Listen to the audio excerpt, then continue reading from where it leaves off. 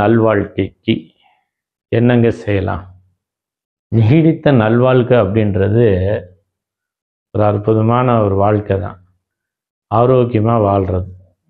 நீடித்த ஆரோக்கியத்தை கொடு அப்படின்றது நம்ம பிரார்த்திப்போம். இந்த நீடித்த ஆரோக்கியம் அப்படின்றது இன்றைக்கு மிகப்பெரிய ஒரு கேள்வி.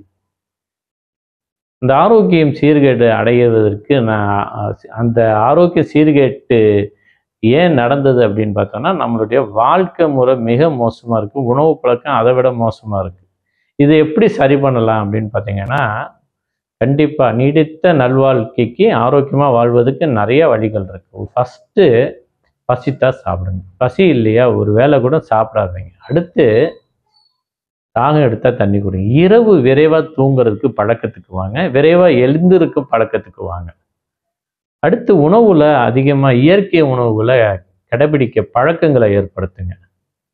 மரபு சார்ந்த வழிகளை பால், டீ, காஃபி எல்லாம் விட்டுட்டு பால் இல்லாத காஃபி, டீ, சுக்குமல்லி காஃபி, நிறைய டீகள், காஃபிகள் விதவிதமாக இருக்குது. நம்ம இயற்கை சார்ந்த வழியில் மில்க்கு இல்லாமல் வித்தவுட் மில்க். ஸோ இந்த வழியை கடைபிடிங்க.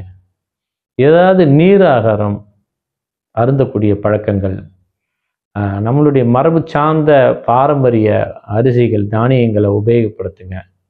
கண்டிப்பாக வருங்காலத்தில் இந்த நீடித்த நல்வாழ்க்கை யாருக்கு அப்படின்னா நம் சந்ததிகளுக்கும் கொடுப்போம். நாமளும் அந்த வாழ்வியை தொடங்கி மரணம்ன்றது இறைவனை சார்ந்தது.